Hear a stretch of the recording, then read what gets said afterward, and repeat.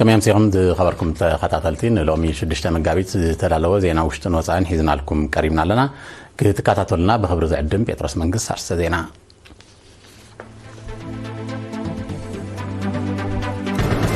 أهقراو مع تدكان استيو بدرجة زواقاش باركا أب قوني بدمكة تخبيرا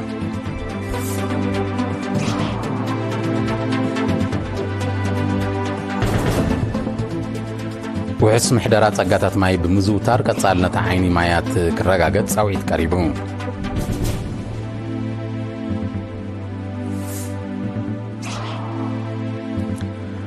أب سمينا وكيح بحري أب محدران مرحنة ذات كورة سلطنان سراحتين ياتات وهايبون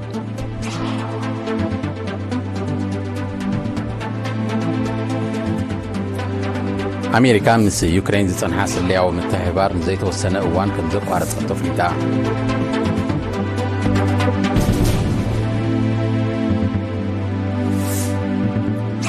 إسرائيل لاب معربا وقماقم لعلي حادش حدست أبايتي كتهانت وصينا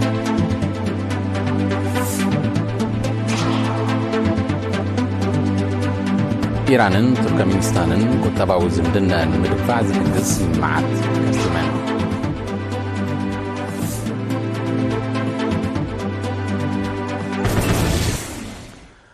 أهقراو معالت دكان استياب ملا هاقر بدمكة تخبر كم زلاز فلاتيو مدرجة زباقاش باركا نايستخايدة صنبل صبصاب وكيليرينا قداو تولد ليخولو سامراويت ليبيو كتغربيان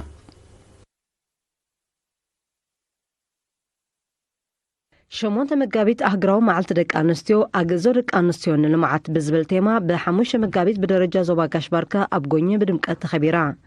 እትጽምብል በሰልፍ ደቂ አንስትዮ አባላት ሓይልታት ምክልኻል ተመሃሮን ህዝብን ከምኡውን ዝተፈላለዩ ስነ ጥበባዊ መሰናዶታት ማዕሪጉ ነይሩ ሓላፊ ጨንፈር ሃማሬ ዘዋጋሽ ባርካ ወይዘሮ ይሕደጋ ዮሐንስ ኣብ ዘስማዓቶ ቃል ናይ ሎሚ ዓመት 8 መጋቢት ናብ ሓድሽ ናይ ልምዓት መኸተን መድረኽን ኣብ ዝተሰጋገርናሉ እዋን ትኽበር ምህላዋ ፍሉይነት ከም ዘለዋ ብምጥቃስ ኣበርክቶን ተጠቃምነት ደቂ አንስትዮ ኣብ ኩሉ ልምዓታዊ መደባት ማሕበረ ቁጠባዊ ጽላታትን ንምርጋዝ ዝካየድ ዘሎ ጻዕሪ ብዕዙ ሱታፊየን ጉሉሕ ውጽኢት የመዝግብ ከም ዘለዎ ኣነጺራ حلفتي ጨናፍር ሃገራዊ ኮንፌደሬሽን ሰራሕተኛታት ሃማማትን ኣብ ዘስምዕዎ ናይ ደገፍ ቃል ጉዳይ ደቂ አንስትዮ ንሰወሰኑ ኣካላት ጥራይ ዝግደፍ ዕማም ስለ ዘይኮነ ኩሎም ኣካላት መንግስቲ ብሓፈሻ ደቂ አንስትዮ ድማ ብፍላይ ግብራዊ ተብግሶ ክወስዱ ፀዊዖም ኣማሓዳሪ ዘባጋሽ ባርካ ኣምባሳደር መሐሙድ ዓሊ ሑሪ ድማ ኣብ 2024 ኣባሮንቱ 840 ደቂ አንስትዮ መሬት ጤሳ ምዕዳለን ልዕሊ 2800 ደቂ አንስትዮ ድማ ወነንትን ሰራሕተኛታትን ክረምታውን መስናውን ሕርሻ ክኾና መብቃዕን ኣካል ናይቲ ኩሉ መድያዊ ተሳትፎን ክብን ምባል ዝካየድ ጻዕሪ ከም ዝኾነ ብምጥቃስ ኪኖዚ ንምስጓም ሓያል ጻዕርን ወፍርን ከም ዘድሊ ኣገንዚቡ حبرات السبب وحس محدرات أقاطات ماي بمتتتاو كتصالنا تعين مايات كالرقاقص أب منستر مريت ماينا كابون وانا دايركتر كفلها هبت ماي أتو مبرهات إياسو تصويعون أب كلتاشن 24 نستا سلاسل عبيت بروجيكتات بزملكات نيرينا بزهاب حبريتا أتو مبرهاتو بحاف الشاز تواددن استمحيشن بروجيكتات سرعت كرب ماي لعلي 600 مليون نعفا كم زود أبريهم نزرزرو بزملكات دما عب 39 عادتا 35 اغانن 97 معدل نقطات مهناتن 79 كيلومتر شامبوقات مزرغحان بستجمره مدب نلعلي 24 شي حزبي تتقام زغبره 16 بروجيكتات كم توادده أستاذ 52 كيلومتر شامبوقات كم تزرغحه كمون 14 اغانن 28 نقطات كم تسرح فليتون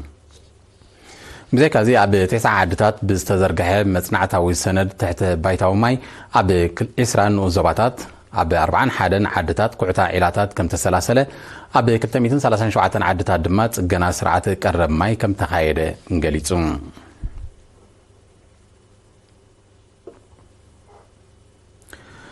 أب النزواجين دعا حملتن فرتاتن زلم عزلو نبرتي يانغوس طلبات عداقاتات كبابي أمام بملا أبركتو يقبروا اللون نساتهم أبزهاب وحبريتا زلمعوا مريت أب وسناسن عبيت رباطات مسمه اللو صبغ مهرتي كم تحفسو انتخونا قنا كاب كبساز ورد وحيز ناب قراو تم بمئتاو ترقاقا مها سياسة لزورو دولهم نمكتو ناي ماشنر دقف كبر اللهم حتيتهم نساتهم وصيغام أبزيق زيزي كاب مصنع وحرشان ناب قومتي أتكلتي ناي مسقار كم زركبون عيلاتات بمقعات قراو تم بقبون يلمعون مهلاو من بمتكاس حادقاتات وحيز مسزئ اللي يلوم زي سافع لمعات كايدو كم زقول قليتهم أب النزواجين دعم محدار كابي دماس تترنف يانغوس هزبا بحرشان مقاسن ينابر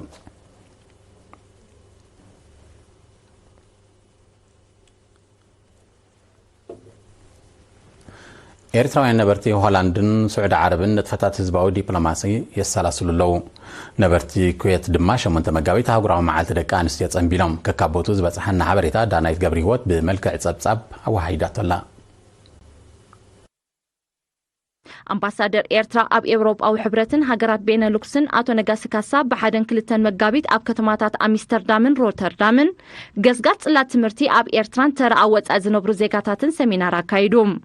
አምባሳደር ነጋሲ ኣብ ዝሃቦ መግለጺ ህዝብን ሰራዊትን ኤርትራ በሓያል መኸተኦም ሰላማዊ ሒሶም ኣብ ልምዓትን ህንጸት ሃገርን ተጸሚዶም ከም ዘለው ብምሕባር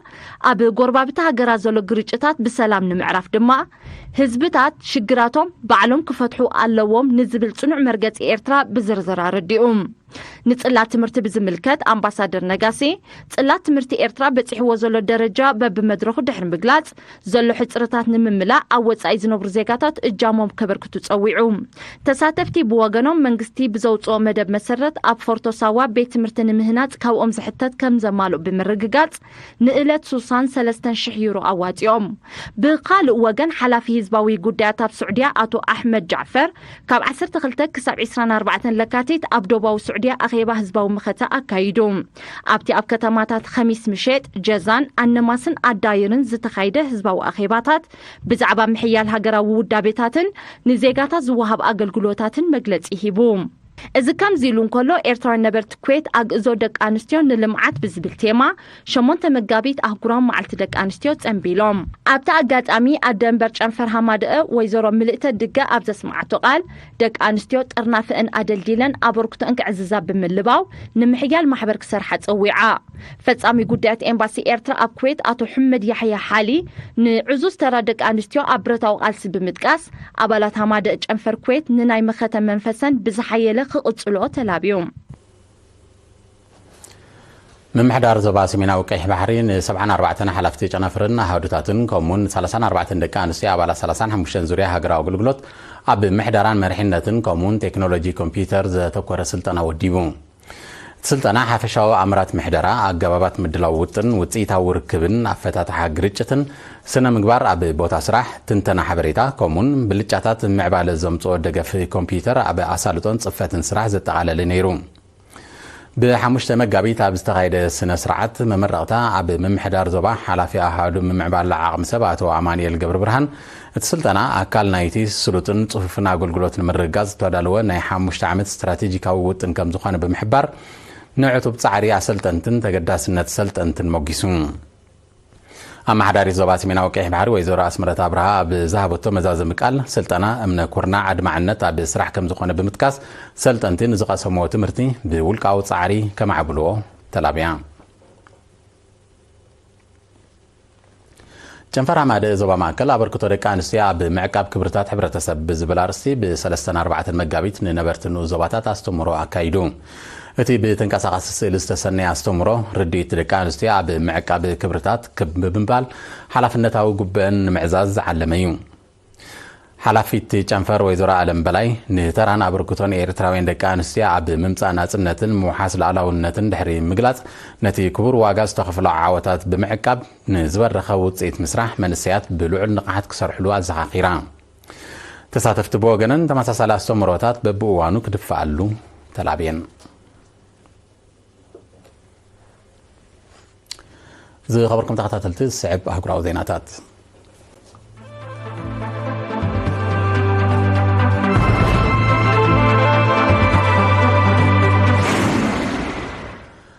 ምምሕዳር ፕሬዚደንት ዶናልድ ትራምፕ ሃገሩ ምስ ዩክሬን ዝጸንሓ ስለያዊ ምትሕብባር ንዘይተወሰነ እዋን ከም ዘቋረጾ ተፍሊጡ السقمتي حيلت معلتات كابتي نتا هاجر كتجبرت سنحت وتهدرا ودقف كم زون زفتو متكاسا يوز السعب زلو يوهن برت وسانيك ساب معس كم زيت النع زاجي تحبرن أمريكا كينات يوكرين عبد لكاتيت كلتاشين إسران كلتن كابزول لعن دحر نتا هاجر نتصت تاون وتهدرا ومدايات زجلجل سلوا حبريتا كتمتوا مزن حي قلت دحري ممتا بريزيدنت دونالد ترامب ناب سلطان زمدنا أمريكان يوكرينن كم تزنبرا كم زي اللي تبصبات يردون بريزيدنت ترامب كينات يوكرين بزاتك عارف كم زقبا بمتكاس أمريكا نتهاجر كتجبرت صنحت وتهدرا ودقف كون زف كم زو السنة يزحبر زي كازي أبوان مرحلة بريزيدنت نبر جو بايدن ناب يوكرين استلاكه أستات 350 بليون دولار ون بستفل عليه ملكة كملس إمامتات كقرب صنح الله እስራኤል ላብቲ ቦግ ጎቢጣ ዝሓዘቶ ምዕራባዊ ገማግም ልዕሊ 1,000 ኣባይቲ ክታንጽ ትማሊ 5 መጋቢት ወሲና መስርሕ ህንጸት ናይዚ ሓድሽ ኣባይቲ ኣብ ቀረባ መጻኢ ከም ዝጅመር ቀዳማይ ሚኒስተር ቤንያሚን ኔታንያሁ ሓቢሩ እስራኤል ካብ ዝሓለፈ ዓመት ጥራይ ኣብ ምዕራባዊ ገማግም ልዕሊ 8,000 ዘይሕጋዊ ኣባይቲ ክታንጽ ከም ዝወሰነት ይዝግለጽ እቲ መስርሕ ነቲ ኣብ ምዕራባዊ ገማግም ዘሎ ወጥሪ መሊሱ የኽርሮ ከም ዘሎ ናይ ቀረባ ተዓዘብቲ ይሕብሩ እስራኤል ላብቲ ኣብ 1967 ብውግእ ዝሓዘቶ ምዕራባዊ ገማግም ልዕሊ 700,000 ዜጋታታ ኣስፊራ ከም ዘላ ጸብጻባት ይጠቕሱ እቲ ዘይሕጋዊ ህንጸት ሓደ ካብ ቀንዲ ጠንቅታት ግጭት እስራኤልን ፍልስጤምን ኮይኑ ከም ዘሎ ይግለጽ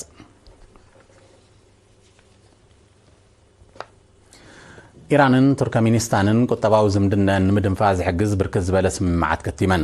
መራሕቲ ክልቴን ሃገራት ብ5 መጋቢት ኣብ ዘካየድዎ ናይ ቴሌፎን ዝርርብ ሃገራቶም ኣብ ምምዕባል ጸዓት ንግዲ ወፍርን ጸጥታን ከም ዝተሓጋገዛዮም ኣፍሊጦም ክልቲኦም መራሕቲ ብፍላይ ኣብ መዳያት ነዳድን ኤሌክትሪሲቲን ዝጸንሐ ምትሕግጋዝ ክሰፍሕ ምዃኑ ኣረድዮም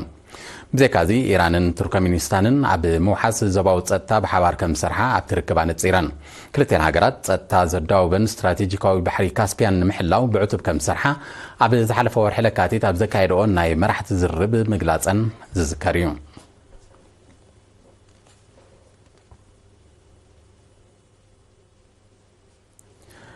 መንግስቲ ቻይና ንግዳዊ ኩናት ሓዊሱ በአሜሪካ ዝብገስ ዝኾነ ይኹን ዓይነት ግጭት ንምምካት ድሉ ምዃኑ ገሊጹ ኣፈኛ ሚኒስትር ጉዳያት ወጻኢ ሊን ጂያን ኣብ ዝሃቡ መግለጺ ሃገሩ ረብሓታታ ንምሕላው ኣድላይ ስጉምትታት ካብ ምውሳድ ድሕር ከም ዘይትብል ብምንጻር ኣሜሪካ ናብ ቁኑዕ መስመር ዘተን ምትሕባርን ክትምለስ ጸዊዑ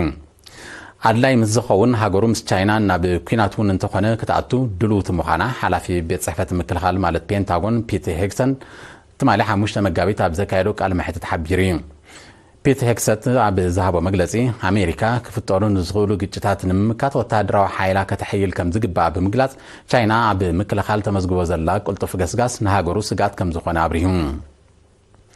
እዚ ምዕባለታት እዚ ምምሕዳር ትራምፕ ኣብ ልዕሊ እታዊ ፍርያት ቻይና ንዝወሰኖ ናይ 10 ሚታዊ ተወሳኺ ቀረጽ ብዕጽፊ ክብከብሎ ድሕሪ ምውሳኑ ዝኽሰት ዘሎ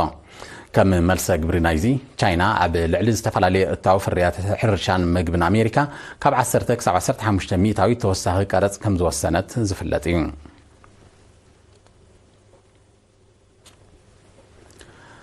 ኣሜሪካን ደቡብ ኮርያን ኣብ ዝመጽእ ሰሙን ዝዓበየ ምዃኑ ዝተገልጸ ዓመታዊ ሓበራዊ ወታደራዊ ልምምድ ከም ዝጅምራ ሰብ መዚ ክልቴን ሃገራት ኣፍሊጦም ሰራዊት ደቡብ ኮርያ ኣብ ዘውፅኦ መግለጺ እቲ ካብ 9 ክሳብ 20 መጋቢት ዝካየድ ልምምድ ካብ ሰሜን ኮርያ ክመጽእ ንዝኽእል ስጋት ንምምካት ንዘሎ ድልውነት ንምዕባይ ዝዓለመ ከም ዝኾነ ሓቢሩ እቲ ልምምድ ኣብቲ ከባቢ ንጸንሐ ወጥሪ መሊሱ ከኽርሮ ከም ዝኽእል ተንተንቲ ይእምቱ ኣሜሪካን ደቡብ ኮርያን ዘካየድኦ ዘለዋ ሓበራዊ ልምምድ ብዝሰፍሐ መልክዑ ኣብ ዝቕጽላሉ ዘለዋ እዋን ሰሜን ኮርያ ተደጋጋሚ ፈተነታት ብምክያድ ምላሽ ትህበሉ ከም ዘላ ጸብጻባት የረዱ እቲ ወታደራዊ ንጥፈታት ንሓውሲ ደሴት ኮርያ ናብ ዓውደ ውግእ ክሸሞ ተኽእሎ ከም ዘሎዮም ወታደራዊ ክኢላታት ዘጠንቅቑ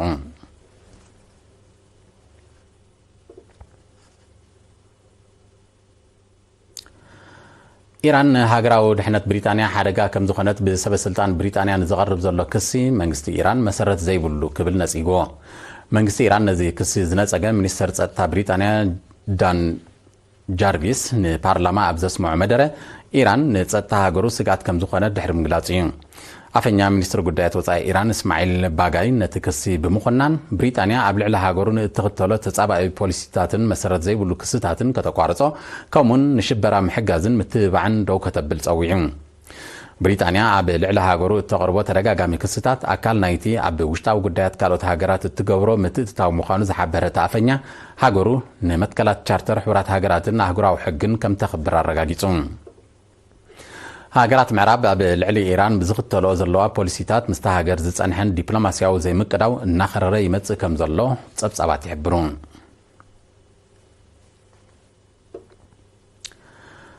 መንግስቲ ጀርመን ሩዋንዳ ንዕጡቕ ጉጅለ M23 ከም ትድግፍ ብምኽሳስ ሃገሩ ክትገብረላ ዝጸንሐት ሓገዝ ደው ከም ዘብሎ ኣፍሊጡ ሚኒስትሪ ልምዓት ጀርመን ኣብ ዝሃቦ መግለጺ ሃገሩ ብዛዕባ እቲ ስጉምቲ ንሩዋንዳ ኣቐዲማ ከም ዝሓበረት ብምንጻር ኣብ ምብራቃዊ ዲሞክራሲያዊት ሪፐብሊክ ኮንጎ ኣብ ዝካየድ ዘሎ ዕጥቃዊ ግጭት ንዕጡቕ ጉጅለ M23 እትገብሮ ዘላ ደገፍ ደው ከተብሎን ሰራዊታ ብቕልጡፍ ከተውፅእ እናተሓሳሲቡ መንግስት ኮንጎ ውድብ ሕራት ሃገራት ምዕራብን ሩዋንዳ ንዕጦ ጉጅለ M23 ከም ትድግፍ እኳ ይኸሱ እንተለው ተሃገር ግን ኣብ ጎን ሰራዊት ኮንጎ ኮይኖም ይዋጉ ለው ኢላ ካብ እትኸሶም ምልሻታት ነፍሳት ከላኸል ከም ዘላ ብምግላጽያ ነቲ ክሲ ብቐጻሊ እትነጽጎ ጀርመን መወዳእታ ግዜ ኣብ ወርሒ ጥቅምቲ 2022 ንሩዋንዳ $98 ሚልዮን ሓገዝ ክትገብር ቃል ከም ዝኣተወት ጸብጻባት ይሕብሩ ብሪጣንያ እውን ኣቐዲማ ንሩዋንዳ ክትህቦ ንጸንሐት ሓገዝ ደው ከም ዘበለቶ ዝዝከር እዩ ዕጡቕ ሓይሊ M23 መጥቃዕትታቱ ብምሕያል ኣብ ምብራቃዊ ዲሞክራሲያዊት ሪፐብሊክ ኮንጎ ክልተ ዓበይቲ ከተማታት ከም ተቆጻጸረ እዩ ዝጋውሕ ዘሎ በቲ ካብ ወርሒ ጥሪ 2025 ጀሚሩ ዝካየድ ዘሎ ዕጥቃዊ ግጭት ልዕሊ 8500 ሰባት ክሞቱ እንከለዉ ብውሕዱ ኣስታ 6000 ሰባት ከም ዝቆሰሉ ሚኒስትሪ ጥዕና ኮንጎ ይሕብር መንግስቲ ቼክ ሪፐብሊክ ኣብ 2030 ወተሃደራዊ ወጻኢታት ሃገሩ ናብ 300 ጃምላ ካብ ሃገራዊ እቶት ክብከብሎ ከም ዝወሰነ ፍሊጡ ቀዳማይ ሚኒስትር ፔተር ፊያላ ኣብ ዝሃቦ መግለጺ ወተሃደራዊ ወጻኢታት ሃገሩ ካብ 2026 ጀሚሩ ኣብ ነፍሲ ወከፍ ዓመት ብባዶ ነጥቢ 200 ካብ ጃምላ ሃገራዊ እቶት ከም ዝውስኽ ገሊጹ እቲ ስጉምቲ ተፈጢሩ ዘሎ ሓድሽ ጂኦፖለቲካዊ ኩንነት ንምምካት ዝኽእል ወተሃደራዊ ዓቕሚ ሃገሩ ንምድልዳል ዝዓለመ ምዃኑ እቲ ቀዳማይ ሚኒስትር ሓቢሩ ወተሃደራዊ ወጻኢታት ቼክ ሪፐብሊክ ኣብ ዝሓለፈ ዓመት 200 ጃምላ ሃገራዊ እቶታ ከም ዝነበረ ጸብጻባት ይሕብሩ ፕሬዚደንት ዶናልድ ትራምፕ ዳግማይ ናብ ስልጣን ድሕሪ ምምፁ ኣባል ሃገራት ኪዳን ሰሜን አትላንቲክ ኔቶ ንምክልኻል ዝስልዖ ባጀት ናብ ልዕሊ 200 ካብ ጃምላ ሃገራዊ እቶተን ክብከብልኦ እዩ ብተደጋጋሚ ክጽውዕ ጸኒሑ በዚ ድማ ሓያሎ ሃገራት ኤውሮጳ ባጀት ምክልኻልን ናይ ምዕባይ ስጉምቲ ወስዳ ከም ዘለዋ ይፍለጥ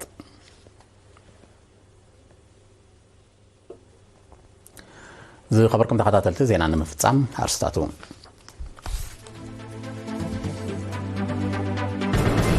ኣህጉራዊ መዓልቲ ደቂ ኣንስትዮ ብደረጃ ዞባ ጋሽባርካ ኣብ ጎኘ ብድምቀት ተዘኪራ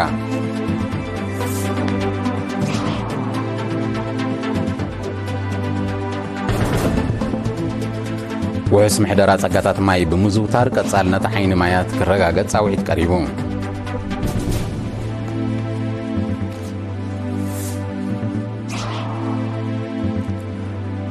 ኣብ ሰሜናዊ ቀይሕ ባሕሪ ኣብ ምሕደራን መሪሕነትን ዘተኮረ ስልጠና ንሰራሕተኛታት ተዋሂቡ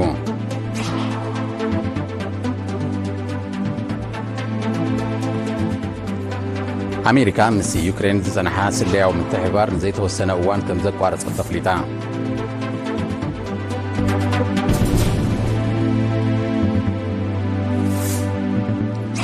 እስራኤል ኣብ ምዕራባዊ ገማግም ልዕሊ 1,000 ሓደስቲ ኣባይቲ ክታንጽ ወሲና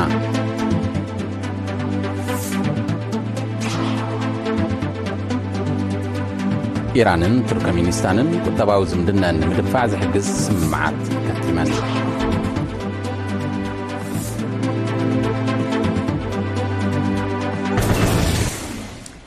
ዝኸበርኩም ተኸታተልቲ ዜና ተፈጺሙ ምስ ተረፉ መደባትና ሰላም